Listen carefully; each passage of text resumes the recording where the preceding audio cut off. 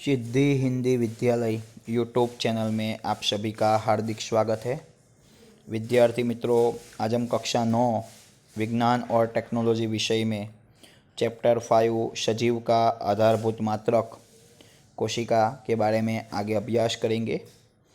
पिछले वीडियो में बच्चों आपने दो कोशिकांग के बारे में अभ्यास किया था, एक अंतःकोशिका रस झिल्ली और दूसरा है रिबोसोम्स। आज के इस वीडियो के अंतर्गत हम और आगे कोशिकांग के बारे में अभ्यास करेंगे।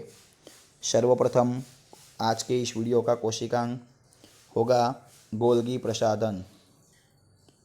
गोल्गी प्रसाधन, तो इस वीडियो के अंतर्गत हम गोल्गी प्रसाधन के बारे में अभ्यास करेंगे। तो सर्वप्रथम यह गोल्गी प्रसाधन का वर्णन संशोधन किसने किया? यह गोल्गी प्रसाधन का वर्णन जो किया है वो है कैमिलो गोल्गी। यह जो गोल्गी प्रसाधन का जो वर्णन किया है वो किया है कैमिलो गोल्गी। कैमिलो गोल्गी ने यह गोल्गी प्रसाधन का वर्णन और संशोधन किया है। यह गोल्गी प्रसाधन का स्थान कहाँ पर है? तो प्राणी कोशिका और वनस्पति कोशिका दोनों में यह गोल्गी प्रसाधन हमें दिखने मिलता है। प्राणी कोशिका और वनस्पति कोशिका के अंतर्गत गोल्गी प्रसाधन हमें दिखता है। वनस्पति कोशिका मतलब गोल्गी प्रसाधन का वर्णन किसने किया? कैमिलो गोल्गी नामक वैज्ञानिक ने गोल्गी प्रसाधन का वर्णन किया। और ये कहाँ पर दिखाई देगा? वनस्पति कोशिका और प्राणी कोशिका। गोल्गी प्रसाधन की रचना में क्या होता है? तो गोल्गी प्रसाधन की रचना में एक दूसरे को समांतर, इस प्रकार एक दूसरे को समांतर, ठीक है, थप्पियों में संयोजित पुटिका होती है। यह पुटिका को सिस्टर्नी कहते हैं। एक दूसरे के समांतर थप्पी लगी होती है और ऐसी संरचनात्मक पुटिका होती है। यह पुटिका को हम सिस्टर्नी कहते हैं। क्या कहते हैं? सिस्टर्नी। यह जो पुटिका है उसको हम कहेंगे सिस्टर्नी। और इस तरह वो पटल द्वारा आवृत तंत्र की बनी होती है। पटल द्वारा आवृत तंत्र की बनी होती है। गोल्गी प्रसाधन के जो घटक है वो कई बार अंतःकोशिका रस जाल मतलब अंतःकोशिका रस झिल्ली के पटल के साथ जुड़े होते। मतलब गोल्गी प्रसाधन के पटल, गोल्गी प्रसाधन के पटल जो है, गोल्गी प्रसाधन के जो पटल है वो कई बार किसके साथ जुड़े होते हैं? अंतःकोशिका रस झिल्ली।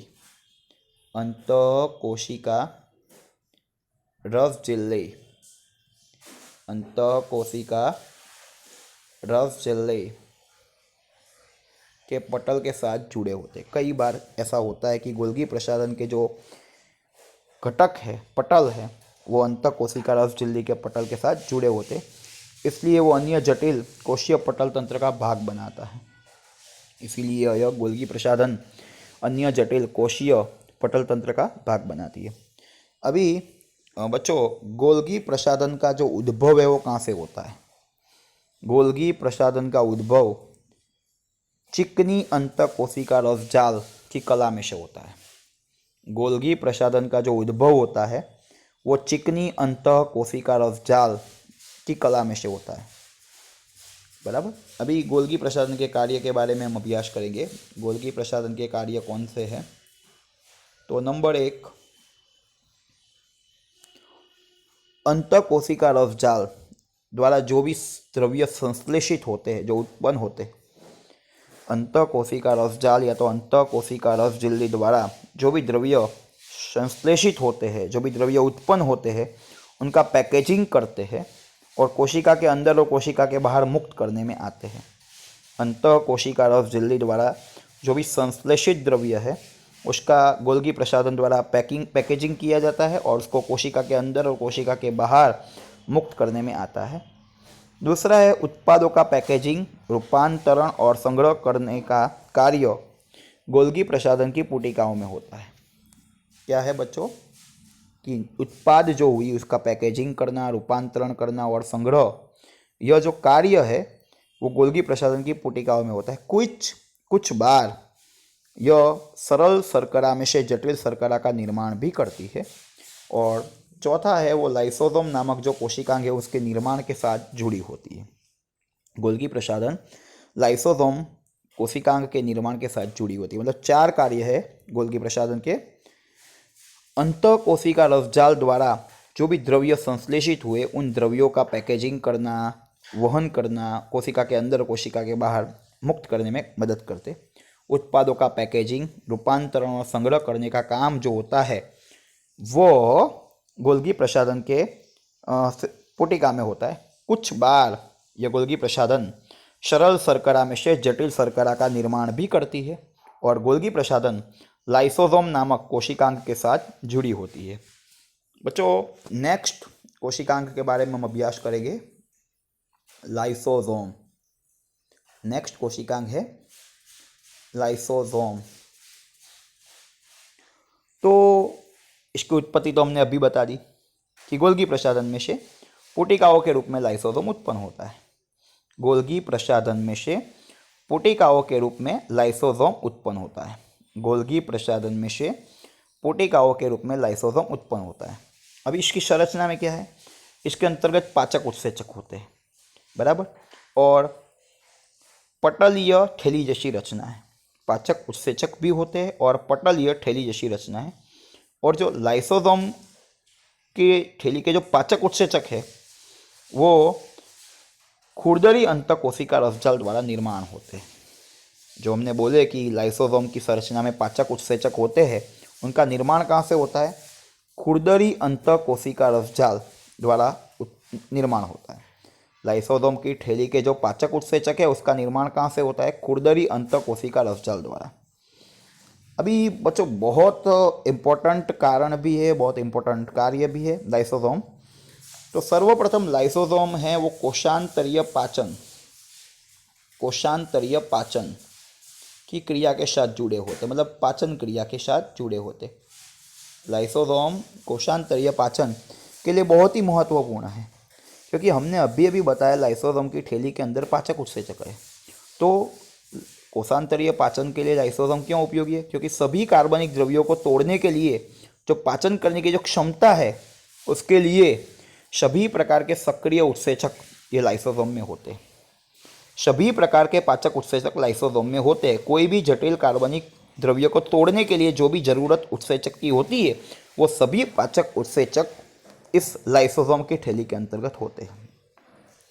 दूसरा है वो कोई भी विदेशी द्रव्य मतलब अमेरिका अफ्रीका वाला नहीं, परंतु कोशिका के बाहर से यदि कोई भी अंदर हमारे कोशिका के अंतर्गत कोई भी द्रव्य का प्रवेश होता है, बराबर, तो और कोई कोशिका टूटी हुई हो या विनाश होने की तैयारी में हो, तब पुरानी कोशिकीय कोशिकांगों का पाचन करता है या विघटन करता है और कोशिका को स्वच्छ रखने में मदद करता है। पुरानी कोशिका जो टूटी हुई हो, नुकसान हुई हो, विनाश के निकट हो, वैसी कोशिकांग का पाचन या विघटन करके कोशिका को स्वच्छ रखने में मदद करता है। इस प्रकार हम कह सकते हैं कि कोशिका में उत्सर्ग द्रव्य को नियंत्रित करना या उत्सर्ग द्रव्य का निकाल करने का काम वो लाइसोसोम करता है। कोशिका में जो उत्सर्ग द्रव्य होते हैं उनका निकाल करने का काम कौन करता है? लाइसोसोम करता है, ऐसा हम कह सकते हैं। और दूसरी बात है कि कोशीय चयापचय के दौरान यदि विक्षेप सर्जन हुआ हो तो लाइसोसोम स्वयं के कोशिका का ही पाचन कर देता है। कोशीय चयापचय के दौरान यदि कोई थोड़ा बहुत नुकसान हुआ हो तो लाइसोसोम स्वयं की कोशिका का पाचन कर देता है। यदि कोई कोशिका इजाग्रस्त बनती है, कोई टूटी हुई हो, नुकसान हुआ हो, तब लाइसोसोम नामक कोशिकांग टूटती है और वो स्वयं अपने ही पाचक उत्सेचक द्वारा स्वयं की ही कोशिका का पाचन कर देती। क्या बोला? जब कोई कोशिका थोड़ी विनाश हो या थोड़ी टूटी हुई हो, तकलीफ उसमें कोई नुकसान हुआ हो, तब लाइसोसोम नामक कोशिकांग टूटती है और स्वयं के पाचक उत्सेचक उसमें से बाहर आते हैं और स्वयं की कोशिका का ही निर्माण करती, स्वयं की कोशिका का ही पाचन कर देती है। इसलिए लाइसोसोम को हम आत्मघाती ठेली भी कहते हैं। आत्मघाती, लाइसोसोम को कोशिका की आत्मघाती ठेली भी कहते हैं। इसके पीछे का कारण क्या है? वो स्वयं ही अपनी कोशिका का पाचन कर देती है, स्वयं ही अपनी कोशिका का भक्षण कर लिए। इसीलिए लाइसोसोम को हम आत्मघाती ठेली भी कहते हैं। खाली जगह है, विकल्प है, खाली जगह कोशिकांग को कोशिका की आत्मघाती ठेली कहते हैं, तो इसका उत्तर रहेगा लाइसोसोम। धन्यवाद बच्चों। यदि ये वीडियो आपको पसंद आया हो तो इस वीडियो को लाइक कीजिएगा, अपने मित्रों को शेयर कीजिएगा और इस सिद्धि हिंदी विद्यालय यूट्यूब चैनल को सब्सक्राइब करना ना भूलें, ताकि आने वाले वीडियो का नोटिफिकेशन आपको जल्द से जल्द मिल सके। धन्यवाद।